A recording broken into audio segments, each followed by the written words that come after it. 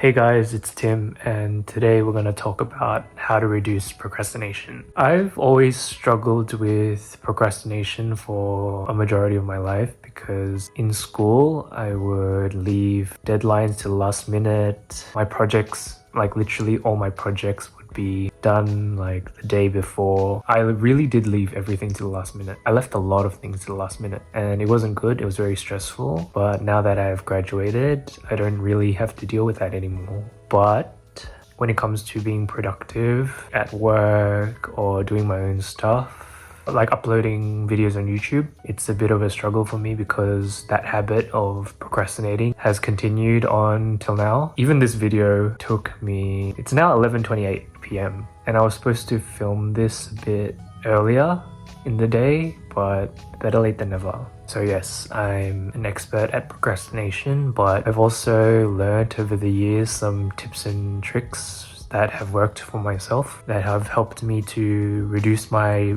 procrastination tendencies, and I'm gonna be teaching you some. Let's go.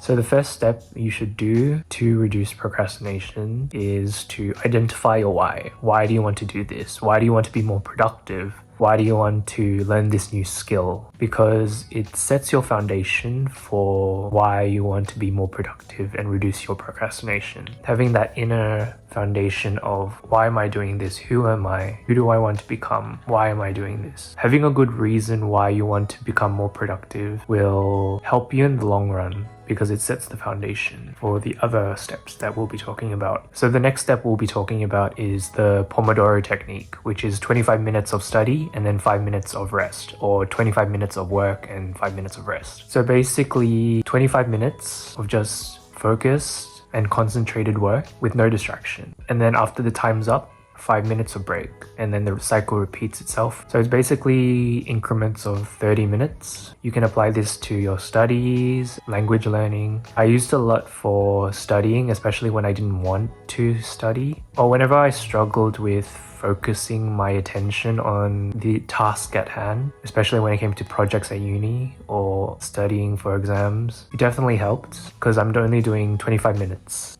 It kind of like tricks your brain into thinking that the 5 minutes is a reward. So I do recommend the Pomodoro technique for activities that require longer periods of concentration. The next tip I would recommend is the 2-minute rule. Getting started was always hard for me, so I always procrastinated. I just put everything off to the last minute all the time because I just didn't want to start. The 2-minute rule has helped me to break down the task. If I wanted to read a book, I would just break it down into 2 minutes, which would be just read one page. If it's too hard, then just read one paragraph and that would be it. And then just close the book and then that would be 2 minutes. And you would be like, oh, reading one page or paragraph isn't that hard. Let me read another paragraph or let me read another page. And it kind of gets the ball rolling. So breaking down the task into an activity that would last for less than 2 minutes definitely helps, because I think for a lot of us, getting started is always the hardest. But once you get started, you realize it's not as hard as you think,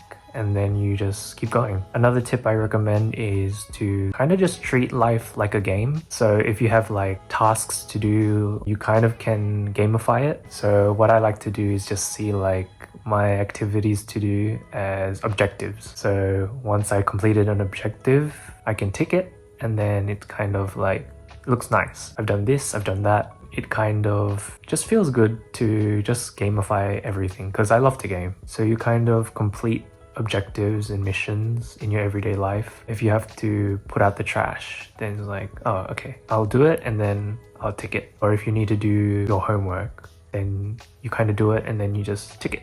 And then you kind of just see every activity as like a quest or mission to complete.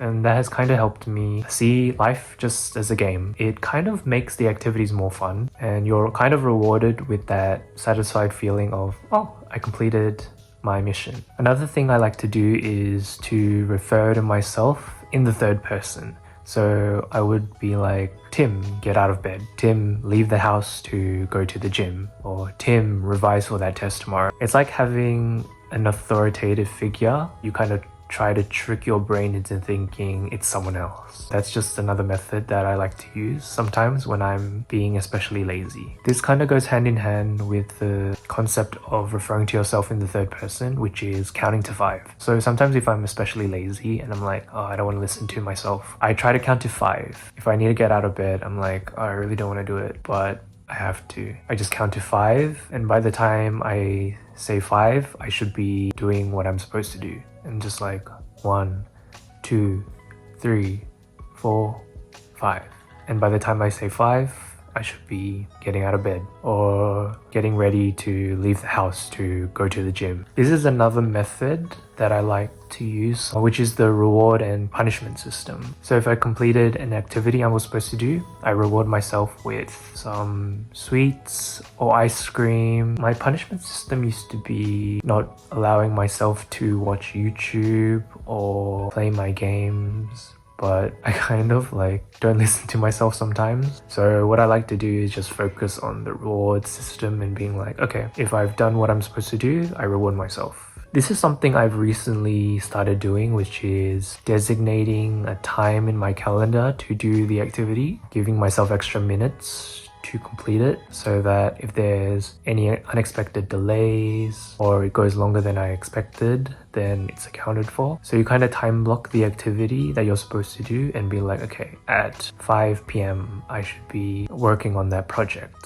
or at 6 p.m. I should be leaving to go to the gym. I also started doing this, which was setting daily limits on my phone usage. So I would set like a 1 hour limit on Instagram or YouTube so that I wouldn't be mindlessly scrolling on my friends' posts all day, because I do definitely waste a lot of time when it comes to checking my Instagram or mindlessly watching YouTube all day. I'm very addicted to both Instagram and YouTube. Having those limits definitely helped. And I also set a phone limit. My phone limit would be from 11 p.m. to 9 a.m. My phone is off. So it definitely helped me reduce my phone usage, because I believe that was one of the reasons why I procrastinated so much, was because I used my phone a lot. The last thing that I like to do is to make my favorite music as my timer. So usually music would be 3 to 3.5 minutes. It's really good for my mindless chores like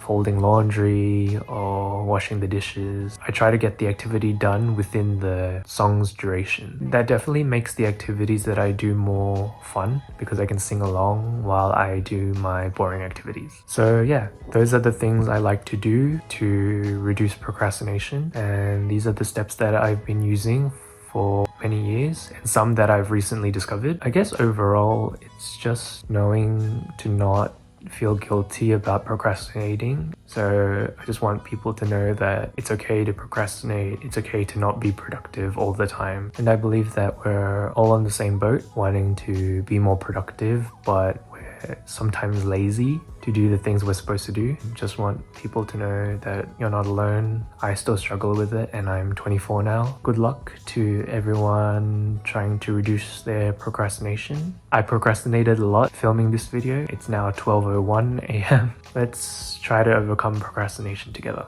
Yep. Bye.